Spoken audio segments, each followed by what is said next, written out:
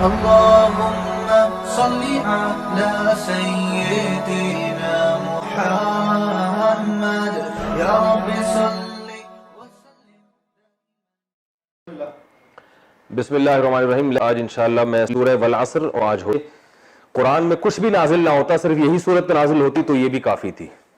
یعنی پورا گویا اللہ نے اس میں اسلام کا خلاصہ بیان کر دیا. والعصر، قسم ہے زمانے کی، ان الانسان لفی خسر، بے شک انسان خسارے میں ہے، الا الذین آمنوا، سوائے ان لوگوں کے جو ایمان لائے، وعملوا الصالحات، اور نیک اعمال کیے، وتواصوا بالحق، اور ایک دوسرے کو حق کی وصیت کرتے رہے، وتواصوا بالصبر، اور ایک دوسرے کو صبر کی وصیت کرتے رہے. اس صورت میں، یہ تو اس کا آسان سا لفظی ترجمہ تھا، اس صورت میں اللہ تعالیٰ نے زمانے کی قسم اٹھائی ہے. زمانہ اس بات پر گواہ ہے کہ انسان خسارے میں ہے. اگر ہسٹری اٹھا کے دیکھو، اور موجودہ حالات بھی تو ایک ٹائم ہے نا، ٹائم یعنی ہسٹری کو دیکھو گے تو پتہ چل جائے گا انسان تباہی کی طرف جا رہا ہے. ماضی میں قوم عاد، قوم سمود کی ہسٹری اٹھا کے دیکھو، قوم نوح کی ہسٹری اٹھا کے دیکھو، ٹھیک ہے نا. پھر جو دنیا میں ظلم ہوتا رہا ہے، گورے بھی بہت سی ہسٹری، جنگ عظیم دیکھ لو، جنگ عظیم اول دیکھ لو، جنگ عظیم ثانی دیکھ لو، دنیا کے لحاظ سے بھی خسارے میں، اور آخرت کے آج بھی دیکھ لو. یہ جو ہم کہتے ہیں کہ انسان ترقی کر رہا ہے، ترقی تو کر رہا ہے، لیکن نتیجہ کیا نکل رہا ہے اس ترقی کا؟ خودکشی کا ریشو بڑھتا ہی چلا جا رہا ہے، اسٹریس اور ڈپریشن کے ریشو بڑھتا ہی چلا جا رہا ہے. پہلے نفسیاتی ڈاکٹر آپ کو بہت کم ملتے تھے، اب ہر دوسرا آدمی کیا بنا ہوا ہے؟ نفسیاتی ڈاکٹر، کیونکہ پیشنٹ اتنے زیادہ ہو گئے. تو اللہ نے فرمایا کہ انسان سب کس میں ہے؟ خسارے میں. چاہے وہ دنیا میں اگر ترقی کر بھی لے گا تو آخرت میں تو خسارہ ہے ہی. تو ایک اصول بیان کیا، انسان خسارے میں ہے. الا الذین آمنوا، فرمایا دو شرطیں.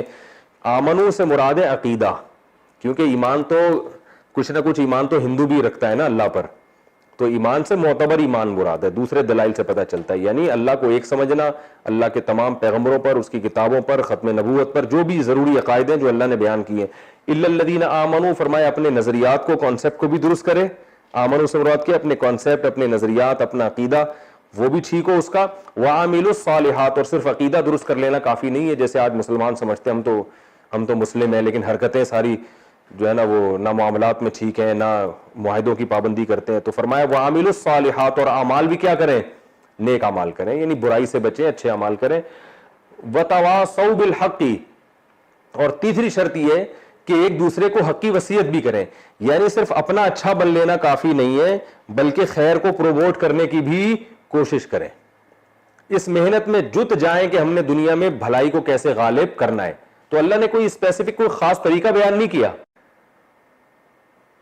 تو اس لیے بیان نہیں کیا کہ ہر دور میں مختلف طریقے ہو سکتے ہیں، اور ہر طریقہ ہر آدمی کے لیے سوٹیبل نہیں ہوتا. تو کوئی بھی جس طرح سے بھی جو دنیا میں خیر کو پھیلا سکتا ہے وہ خیر کو پھیلائے. وصیت کا لفظ استعمال کیا، آرڈر کا لفظ استعمال نہیں کیا، کیونکہ وصیت کہتے ہیں انتہائی اہمیت کے ساتھ کسی کو کوئی آرڈر دینا. دیکھیں جب کوئی دنیا سے جا رہا ہوتا ہے، مر رہا ہوتا ہے، اس وقت جو آرڈر دیتا ہے اس آرڈر کو کیا کہا جاتا ہے؟ وصیت، کیونکہ وہ اس وقت بہت اہمیت کے ساتھ کوئی حکم دیتا ہے.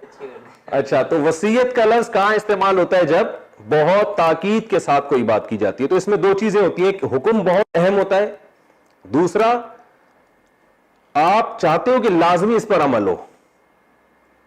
صرف اہم حکم کو وصیت نہیں کہا جاتا، اہم بھی ہو اور اس پر لازمی عمل بھی ہو. تبھی قرآن نے جہاں بہت اہم حکم دیا نا وہاں وصیت کا لفظ استعمال کیا ہے. وَوَصَّيْنَا الْإِنسَانَ بِوَالِدَيْهِ، اللہ فرماتا ہے ہم نے انسان کو وصیت کر دی والدین سے اچھا سلوک کرے. اس سے پتہ چلتا ہے والدین کے ساتھ حسن سلوک یہ کوئی معمولی حکم نہیں ہے، بہت اہمیت ہے اللہ کی نظر میں اس کی. تو اللہ فرماتے ہیں ایک دوسرے کو صرف آرڈر نہیں کرتے، ترغیبات نہیں دیتے، وصیتیں کرتے ہیں حق کی. یعنی معاشرے میں حق کو پروموٹ کرنے کی بے انتہا کوشش کرتے ہیں. اور وتواصوا بالصبر، اور ایک دوسرے کو صبر کی بھی بہت زیادہ تلقین کرتے ہیں. اس لیے کہ جب حق کی بہت زیادہ تلقین ہوگی تو صبر لازمی کرنا پڑے گا. دیکھو آپ خود سے جتنے بھی نیک بن جاؤ، آپ کی راہ میں روک رکاوٹیں نہیں ڈالیں گے کبھی بھی. کہیں بھائی ماشاءاللہ بہت اچھا بچہ ہے، نماز پڑھتا ہے، پڑھتا رہے بھائی، کس نے منع کیا ہے؟ غیر مسلموں کا تو یہی کانسیپٹ ہے نا بھائی، مذہب آپ کا ایک نجی معاملہ ہے. جو کوئی چرچ جانا چاہے تو چرچ جا سکتا ہے، کوئی مندر جانا چاہے تو مندر چلا جائے، کوئی مسجد جانا چاہے تو مسجد چلا جائے، اور کوئی کہیں بھی نہ جانا چاہے. یعنی کوئی اگر ایتھیسٹ ہے، خدائی کا انکار کر دے تو بھی ٹھیک ہے. تو اللہ فرماتے ہیں کہ جب آپ حق کی وصیت کرو گے نا تو لازمی رکاوٹیں آئیں گی راستے میں. جو آدمی بھی کبھی کوئی بڑا ویژن ہوتا ہے اس کو لے کے جب وہ معاشرے میں کوئی کام کرتا ہے تو رکاوٹیں ایسے ہی لوگوں کو کے سامنے آتی ہیں, ان کو ہر سطح پہ ان کی راہ میں رکاوٹیں اٹکائی جاتی ہیں. میں تو ایک مثال دیتا ہوں, گھر میں بچی اگر آج پردہ کر لے نا تو آپ دیکھو ایک لڑکی اگر شرعی پردہ کر لے تو معاشرہ اس کے خلاف ہو جاتا ہے, اور اس پردے کو پروموٹ کرنا شروع کر دے تو کیا حشر کرتے ہیں. داڑھی پہ مخالفتیں اب شروع ہو, حالانکہ داڑھی تو نجی معاملہ ہے نا, لیکن اس کو بھی لوگ برداشت نہیں کرتے. اگر آپ اس کی تبلیغ بھی شروع کر دو گے پھر تو لوگ چھوڑیں گے ہی نہیں آپ کو.